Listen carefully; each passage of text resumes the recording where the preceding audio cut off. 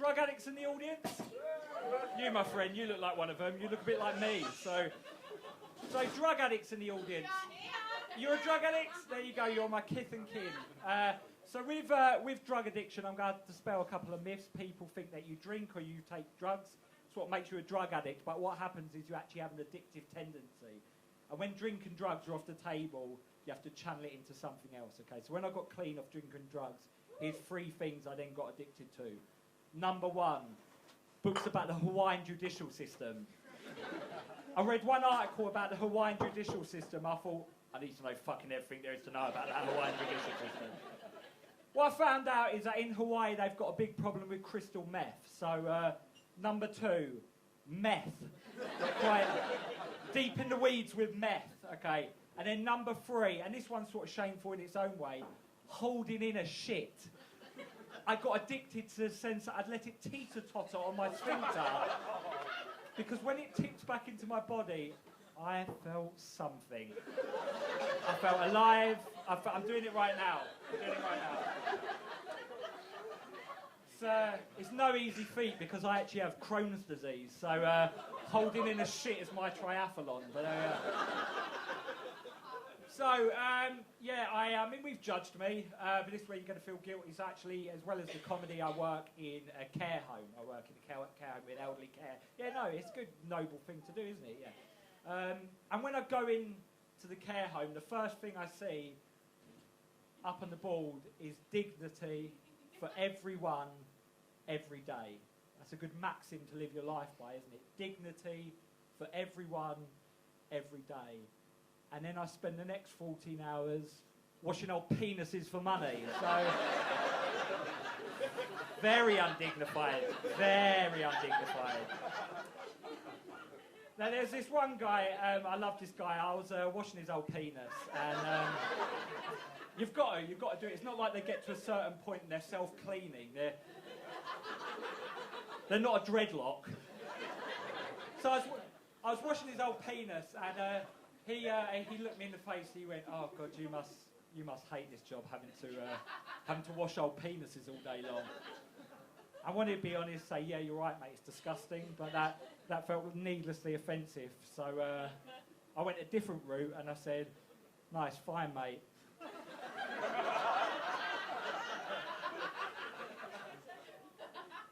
I like it.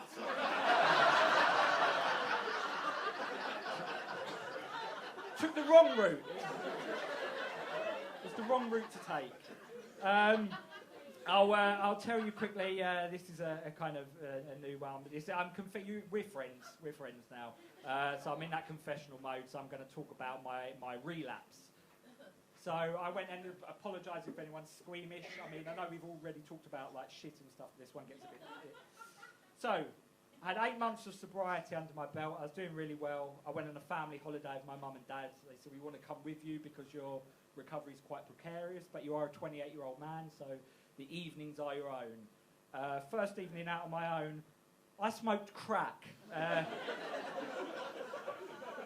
Of the cocaine variety. I smoked crack cocaine. I was in Philadelphia. I went to a down-and-out part of Philadelphia. I found 2 guys on the stoop. One of them was dead. One of them was very much posthumous, this guy. And the other one was looking at pornography on his mobile phone. I thought, if there's 2 guys who are going nowhere to procure some crack, it's these boys, okay. So I got between them. I was talking to the guys looking at porn on his phone. The dead guy was bringing nothing to the party. He was rubbish. So me and the porn guy went back to his house, and I don't really know what the theme of the interior decor was, but is tarpaulin and blood a theme? There's a lot of tarpaulin and blood knocking about. And he's like, "Welcome to my home," was to show me a necrotic gunshot wound on his leg, this deep, cavernous wound right there on his thigh. So it's from a shotgun, okay? Well, straight away his girlfriend grasped him up because she went, "That's not a shotgun wound, it's a diabetic ulcer." So, not really much of a story attached to that one. When it came to diabetes, he was shit at it. Anyway, so he showed me this deep wound and he went, "Have a look at that, mate." And I went, yeah. great wound. Probably one of the top 10 wounds I've seen. Really good one you've got going on there. And he said, put your hand in it. I said, nah, it's fine. Put your hand in it to prove how deep it is. And because he was a bit tweaky, a bit scary, and a bit intense, I didn't want to say anything to make him kill me. I said, oh, what about infection control? We must adhere to that in your crack den. He said, just sandwich bag your hand. So we looked in the kitchen for a sandwich bag. Couldn't find a sandwich bag. I thought, faint fuck, he's going to give up on this idea. It wasn't a fun idea to begin with. When I came on holiday, I didn't think this was going to be an allocated activity. So we couldn't find one in his kitchen, but then he went, let's go shopping for a sandwich bag. So we spent the next hour and a half going around Philadelphia shopping for a sandwich bag just so I could sheathe my hand and dip it into his diabetic ulcer. And that ended up being the highlight of my holiday every late step. But my dad, the next day, he's actually a detective inspector, and he raised a drug addict son. So you fuck that one up, Mark! So my dad, detective inspector CID, looked at me. I was obviously in a state. I was bug-eyed. I was sweaty. I was intense. And he said, like, oh my God, what the fuck happened last night? I blamed it on eating a big punnet of strawberries the night before. That would explain the state I'm in, father. Detective inspector, 32 years, looked me up and down and went, yeah, that checks out. Yeah. Stay away from the strawberry, son. So we've done my relapse. We've got to end on a high, so I'm going to talk about death. Okay, I'm going to talk about death. So in the care home, one of the things that's an honour and a privilege, it's a bit morbid, but it is an honour and a privilege, is being there when one of these people die. This is the terminus of a 90-year lifespan, and you're there sharing that final moment with this person.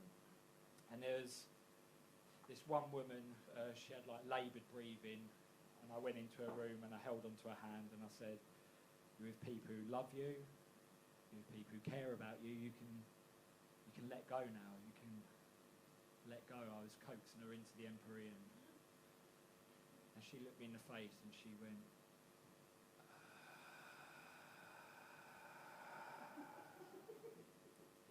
and I said, she's gone.